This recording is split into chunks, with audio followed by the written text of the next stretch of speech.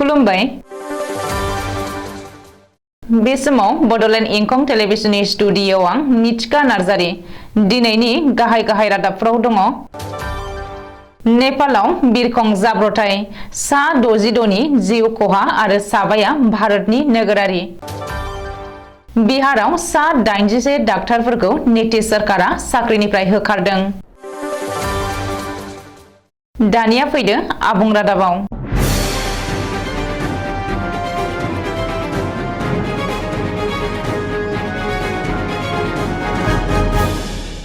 नेपालाव बिरखं जाब्रबथायजों गासै सा 66 हान्थियारिफोरनि जिउ खहा जादों। नेपालनि पोखरा बिरखं गाथोननि साखाथियाव सेथि गुदि दैमा रुगुङाव बे जाब्रबथाया जादों। सुलुङाव फोरमायथिनाय बायदिब्ला नेपालनि राजथावनि काठमान्डुनिफ्राय 200 किल'मिटार गोजान पोखरा बिरखं गाथोनाव रबिबारखालि हरखाबै सेथि एयारलाइन्सनि एटियार 70 हान्थियारि बिरखंआ गासै सा 68 हान्थियारिखौ लानानै काठमान्डु बिरखं गाथोननिफ्राय थांनाय 1 जानुवारि 2023 आवसो गोदानै चाइनानि कम्पानिजों लुफुंजानाय पोखरा बिरखं गाथोनाव थांदोंमोन। गासै 4 क्रिउ मेम्बारखौ लाफानानै बिरखंआव सा 72 दंमोन।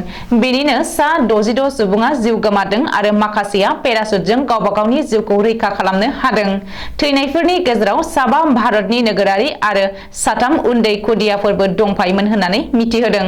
पोखरानि जिल्ला बेंगिरि गुरुदत्त दाहालआ फोरमायथिनाय बायदिब्ला बिरखंआ गोजौआवनो अर जोंनानै जोबोद उखुन्दै खुखादोंमोन आरो बेनि उनाव गोबां गोब्राबै अर खामनानै थुख्रानैयाव हायाव गोग्लैफैदों। बेनिनो थुख्रासेया हाजोआव आरो गुबुन थुख्रासेया सेथि गुदि दैमायाव गोग्लैफैदों। फुंनि 11:50 रिंगायाव जानाय बे जाब्रबथायखौ लानानै नेपालनि गाहाय मन्त्रि पुष्प कमल दाहालआ इमार्जेन्सि केबिनेट मेल खुंनानै बयजोंबो सावरायदों आरो जाथायनि सायाव दुखु फोरमायदों।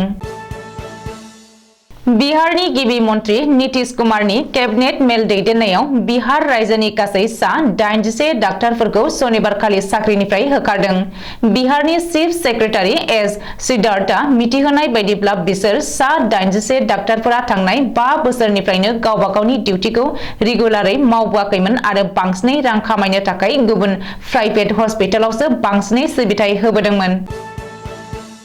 दिनैनि रादाबा एसेनोसै। गोजोन्थों।